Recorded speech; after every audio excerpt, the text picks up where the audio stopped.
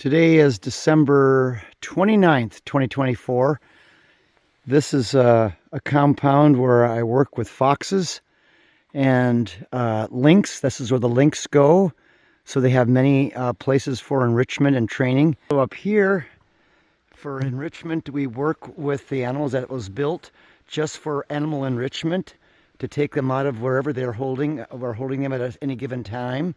And they are worked with in this big house, and that house cost me over $250,000 to build. This is a holding area for foxes. You see here, these are tame. They don't stay in any one little place. They're also leash trained. These are very tame, happy to see me. I can put them on a leash and take them out. Ho, ho, ho, ho, ho, ho. Ho, ho, ho. Work with the snowy owls, all the birds here. This particular facility is over 10 times what's required by the U.S. Fish and Wildlife Service.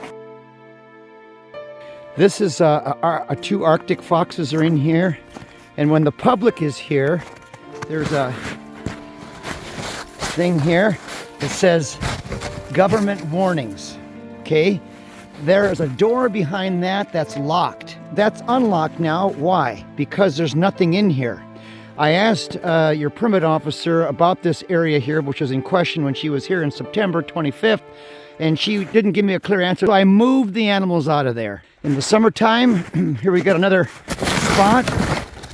Sometimes a weasel comes out of this tube. This is at no time is this, there's no way that the public can access this. There's no doors to it. Now here you can see how I put the plugs in. I put a piece of wood in here to lock the weasel in and out. It's not in here now, of course, because we're not doing any programs. Our director, Ryan Scott, is saying that was unlocked for the public, and I'm not following directions, is right here, where a pine marten would come out, you see. When the public isn't here, it's over there and it's locked. When the public is here, it's only unlocked when I'm here with the public. These animals here at this facility are not zoo animals. Virtually all of them are imprinted more or less. Those that aren't, we're working with to be more imprinted, even though they're adults, such as the lynx. We'll investigate why I don't have a license from the USDA. The Wolverine is now going to do the inspection. This is the tree. Wolverine is doing an inspection of where the USDA said there was a gap. What do you think?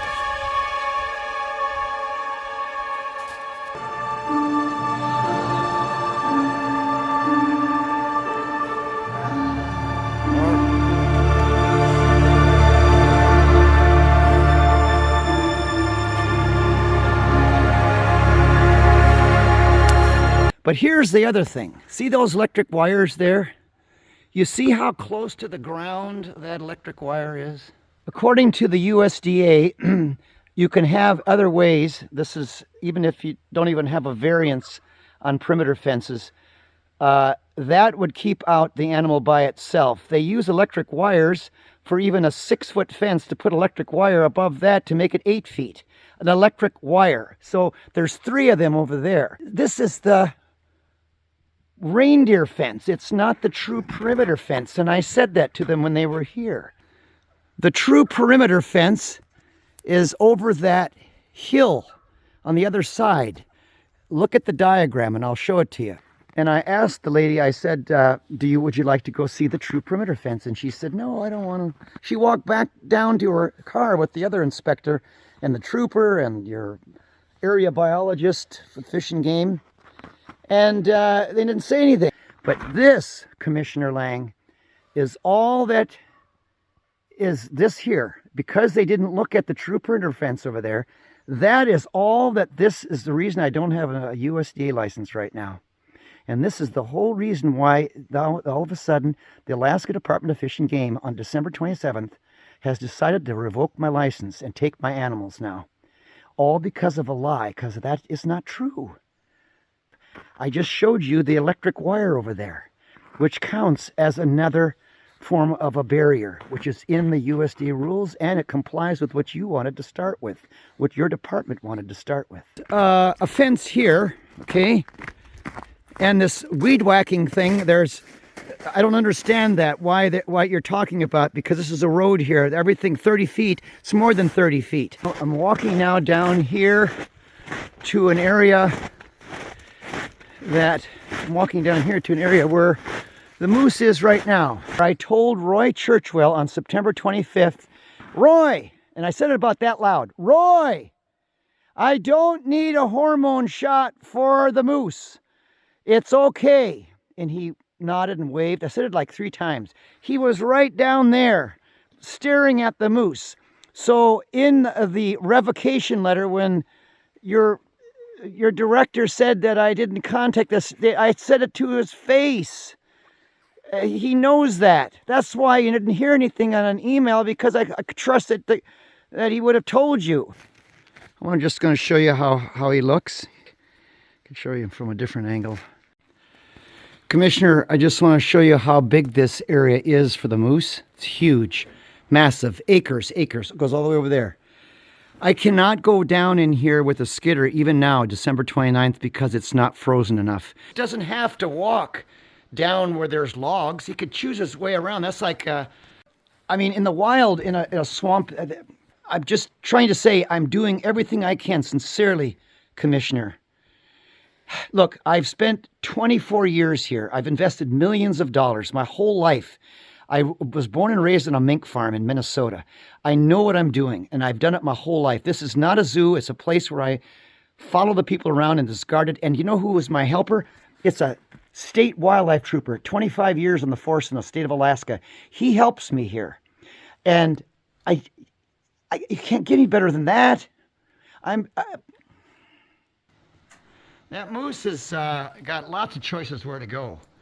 He doesn't have to be down where there's logs. He's got acres to choose from. This moose knows where to go down here. He doesn't trip and fall. He's never been injured. Never had that. This whole area, actually, let me go back out. This whole area used to be forest. The reason it was clear cut was the day after May 5th, 2021, when that grizzly bear came out and went through. You're sneaking through there. I got to be able to see, okay? So I was doing that as a remedy to that bear problem. But now we've got extra fences and electric wires and all of that. But now I'm being punished because I'm being negligent because the moose might trip down there. Okay, I'm going to show you all of this. I got it right here. This was put together 2019 by Bruce Wyrock, Esquire. Here, this one's talking about public exposure to all animals is minimized because the center is not a walk-through or drive-through zoo. And then it goes through presenting how to prevent escapes. All of that. Let me just see your references and resources. I got all that. Got veterinarians that none of that's changed. All that. Veterinarian animal health care management. I have all this. Veterinary care plan for the commercial. Nothing has changed since 2019. I spent over 10 grand getting this. State of Alaska veterinarian contacts. This is nothing. The lady didn't, what's her name? Stephanie Bogle didn't want to look at all this. Your own department, Commissioner, has a facility up in Palmer that the USDA has cited for very serious things.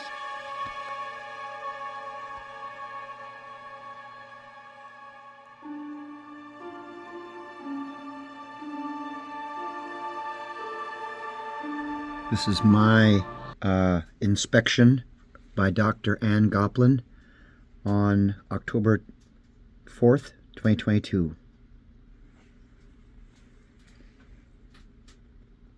You know what's really sad, Commissioner, is this judge on these pre-hearing conference calls, she's very upset with them because she heard my story, and she says this should not be a federal case. She doesn't want this to go to a hearing. The attorney Rodriguez, agreed, but he's trying to do something that's unethical. He's called me after these pre-conference hearings. Ryan Scott, on a recorded phone conversation with me. He said that the intention of your department, the Senate amendments of your department are for me to call it a day and quit.